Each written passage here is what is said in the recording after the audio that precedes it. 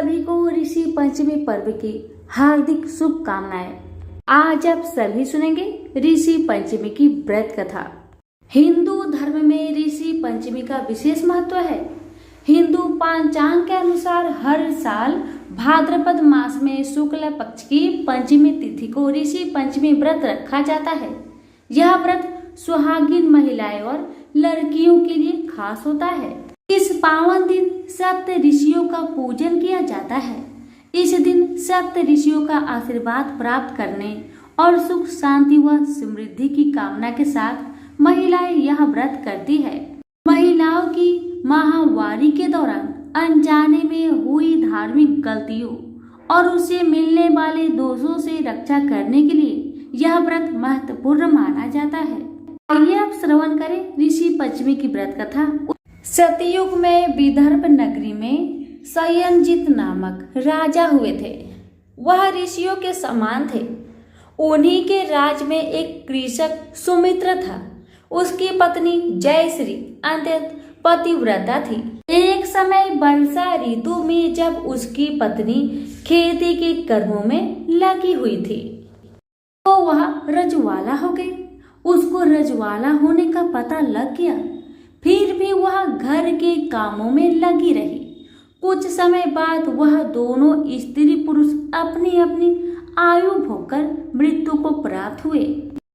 जयश्री तो कुतिया बनी और सुमित्र को रजवाला स्त्री के संपर्क में आने के कारण बैल की योनि मिली, क्योंकि ऋतु दोष के अतिरिक्त इन दोनों का कोई अपराध नहीं था। इसी कारण इन दोनों को अपने पूर्व जन्म का समस्त विवरण याद रहा।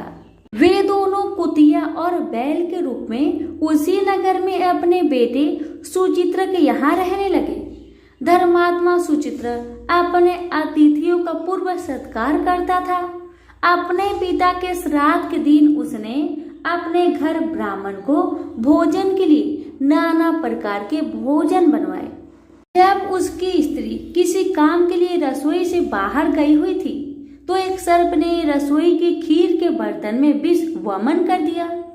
कुतिया के रूप में सुचित्र की मां कुछ दूर से सब देख रही थी। पुत्र की बहू के आने पर उसने पुत्र को ब्रह्म हत्या के पाप से बचाने के लिए उस बर्तन में मुंह डाल दिया। सुचित्रा की पत्नी चंद्रवती से कुतिया का यह कृत्य देखा न गया और उसने चूल्हे में जल्दी लकड़ी निकालकर कुतिया को मारी। बेचारी कुतिया मार खाकर इधर उधर भागने लगी। चौके में जो जूठन आदि बची रहती थी वह सब सुचित्र की बहू उस कुतिया को डाल देती थी, लेकिन क्रोध के कारण उसने वह भी बाहर फेंकवा दिया। सब खाने का सामान फेंकवाकर बर्तन साफ करके दोबारा खाना बनाकर ब्राह्मणों को खिलाया। रात्रि के समय भूख से व्याकुल होकर वह कुतिया बैल के रूप में रह रहे अपने पूर्व पति के पास आकर बोली, हे स्वामी, आज तो मैं भूख से मरी जा रही हूँ। वैसे तो मेरा पुत्र मुझे रोज खाने को देता था, लेकिन आज मुझे कुछ नहीं मिला। सांप के विष वाले खीर के बर्तन को अनेक ब्रह्म हत्या के भय से छूकर उनके न खाने योग्य कर दिया था। इसी कारण उसकी बहू ने मुझे मारा और खाने को कुछ भी नहीं दिया। तब वह बोला, हे भद्रे, तेरे पापों के कारण तो मैं भी इस योनि में आ पड़ा हूँ और आज बोझा धोते धोते मेरे कमर टूट गई है। आज मैं भी खेत में दिन भर हल जोत रहा। मेरा पुत्र ने आज मुझे भी भोजन नहीं दिया और मुझे मारा भी बहुत। मुझे इस प्रकार कष्ट देकर उसने इस रात को निष्फल कर दिया। अपने माता पिता की इन बातों को सुचित्र सुन रहा था। उसने उसी समय दोनों को भरपेट भोजन करवाया और फिर उनके दुख से दुखी होकर वन की ओर चला गया। वन में जाकर ऋषियों से पूछा कि मेरे माता पिता किन कर्मों के कारण इन नीची योनि को प्राप्त हुआ है और अब किस प्रकार से इनको छुटकारा मिल सकता है। तब सर्वतमा ऋषि बोले, तुम इनकी मुक्ति के लिए पत्नी सहित ऋषि पंचमी का व्रत धारण करो तथा उसका फल अपने माता पिता को दो। भाद्रपद महीने की शुक्ल पंचमी को मुख शुद्ध करके मध्या में नदी के पवित्र जल में स्नान करना और नए रेशमी कपड़े पहनकर अरुंधति सहित सप्त ऋषियों का पूजन करना। इतना सुनकर सुचित्रा अपने घर लौट आया और अपनी पत्नी सहित विधि विधान से पूजन व्रत किया। इसके पुण्य से माता पिता दोनों पशु योनि से छूट गए। इसलिए जो महिला श्रद्धा पूर्वक ऋषि पंचमी का व्रत करती है वह समस्त सांसारिक सुखों को भोगकर वैकुंठ को जाती है। प्रेम से बोलिए सप्त ऋषियों की जय। अब सुनिए दूसरी कथा। बहुत समय पहले की बात है। विदर्भ देश में एक सदाचारी ब्राह्मण रहता था। उसकी पत्नी बड़ी पतिव्रता थी जिसका नाम सुशीला था। उस ब्राह्मण के एक पुत्र और एक पुत्री, 2 संतान थी। विवाह योग होने पर उसने समान कुलशील वर के साथ कन्या का विवाह कर दिया। देव योग से कुछ दिनों बाद वह विधवा हो गई। दुखी ब्राह्मण दंपति कन्या सहित गंगा तट पर कुटिया बनाकर रहने लगे। एक दिन ब्राह्मण कन्या सो रही थी कि उसका शरीर कीड़ों से भर गया। कन्या ने सारी बात माँ से कही। माँ ने पति से सब कहते हुए पूछा, प्राणनाथ, मेरी साध्वी कन्या की यह गति होने का क्या कारण है? ब्राह्मण ने समाधि द्वारा इस घटना का पता लगाकर बताया, पूर्व जन्म में यह कन्या ब्राह्मणी थी। इसने रजवाला होते ही बर्तन छू दिए थे। इस जन्म में भी इसने लोगों की देखा देखी ऋषि पंचमी का व्रत नहीं किया, इसलिए इसके शरीर में कीड़े पड़े हैं।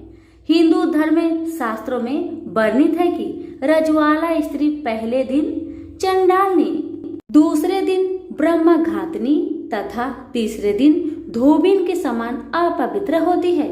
वह चौथे दिन स्नान करके शुद्ध होती है।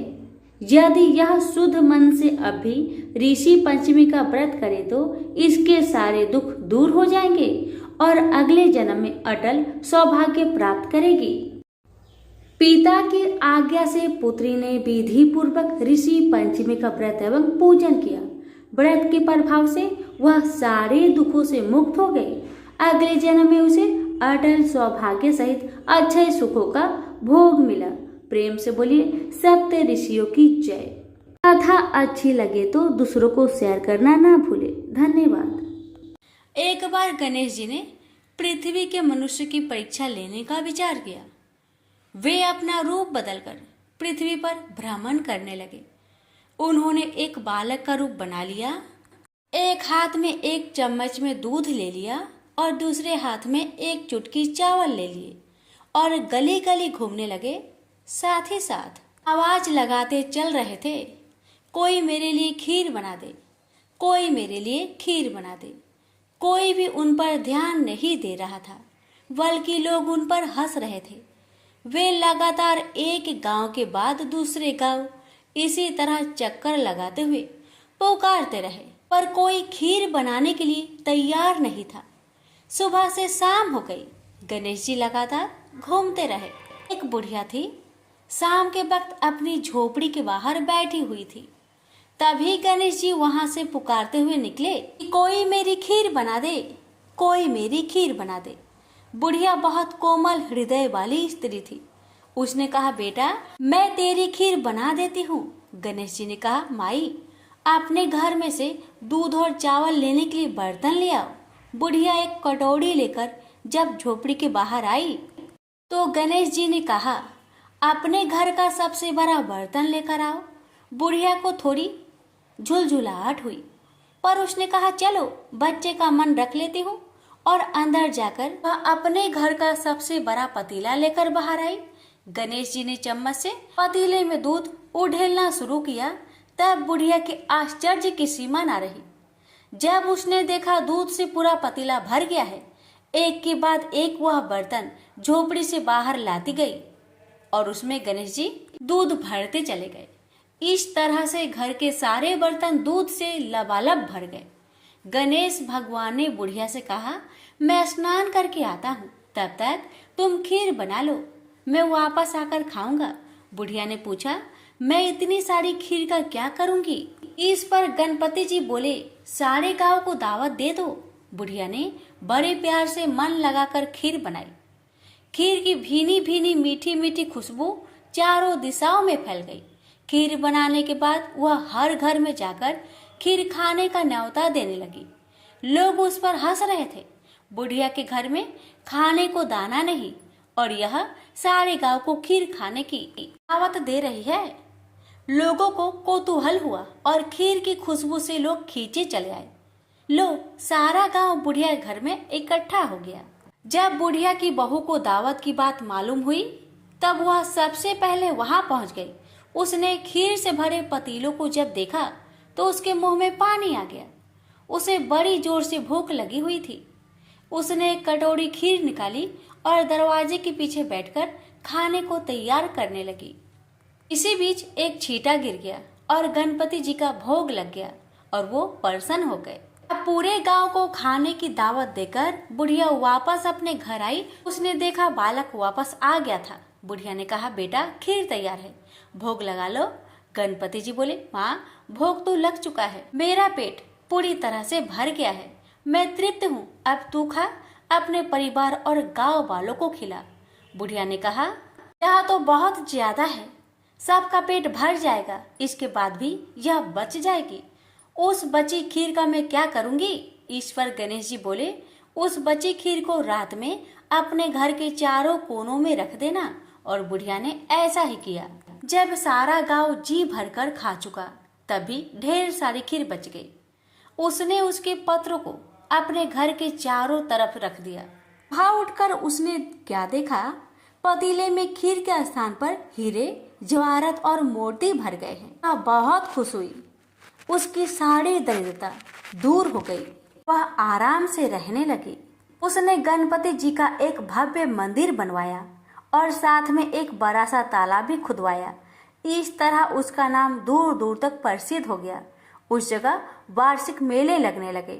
लोग गणेश जी की कृपा प्राप्त करने के लिए उस स्थान पर पूजा करने और मान्यताएं मानने के लिए आने लगे। गणेश जी सबकी मनोकामनाएं को पूरी करने लगे। प्रेम से बोलिए गणेश भगवान की जय। लापसी तपसी की कथा। एक लापसी था, एक तपसी था। तपसी हमेशा भगवान की तपस्या में लीन रहता था। लापसी रोजाना सवा सेर की लापसी बनाकर भगवान का भोग लगाकर जीम लेता था। एक दिन दोनों लड़ने लगे। लापसी बोला, मैं रोज भगवान की तपस्या करता हूँ, इसलिए मैं बड़ा हूँ। लापसी बोला कि मैं रोज भगवान को सवा सेर लापसी का भोग लगाता हूँ, इसलिए मैं बड़ा हूँ। नारद जी वहां से गुजर रहे थे। दोनों को लड़ता देखकर उनसे पूछा कि क्यों तुम लड़ रहे हो? लापसी ने खुद को बड़ा होने का कारण बताया और तपसी ने अपना कारण बताया। नारद जी बोले, तुम्हारा फैसला मैं कर दूंगा।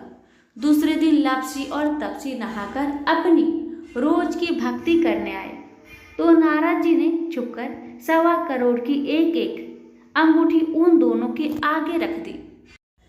तपसी की नजर जब अंगूठी पर पड़ी तो उसने चुपचाप अंगूठी उठाकर अपने नीचे दबा ली। लापसी की नजर अंगूठी पर पड़ी लेकिन उसने ध्यान नहीं दिया। भगवान को भोग लगाकर लापसी खाने लगा। नारद जी सामने आए तो दोनों ने पूछा कि कौन बड़ा? तो नारद जी ने तपसी को खड़ा होने को कहा। वो खड़ा हुआ तो उसके नीचे दबी अंगूठी दिखाई पड़ी। नारद जी ने तपसी से कहा, तपस्या करने के बाद भी तुम्हारी चोरी करने की आदत नहीं गई, इसलिए लापसी बना है और तुम्हें तुम्हारी तपस्या का कोई भी फल नहीं मिलेगा। तपसी शर्मिंदा होकर माफी मांगने लगा। उसने नारद जी से पूछा, मुझे मेरी तपस्या का फल कैसे मिलेगा? नारद जी ने कहा, यदि कोई गाय और कुत्ते की रोटी नहीं बनाएगा तो फल तुझे मिलेगा। यदि कोई ब्राह्मण को भोजन करवाकर दक्षिणा नहीं देगा तो फल तुझे मिलेगा। यदि कोई साड़ी के साथ ब्लाउज नहीं देगा तो फल तुझे मिलेगा। यदि कोई दिए से दिया जलाएगा तो फल तुझे मिलेगा। यदि कोई सारी कहानी सुने लेकिन तुम्हारी कहानी नहीं सुने तो फल तुझे मिलेगा। उसी दिन से हर व्रत कथा कहानी के साथ लापसी तापसी की कहानी भी सुनी और कही जाती है। प्रेम से बोलिए लक्ष्मी नारायण की जय।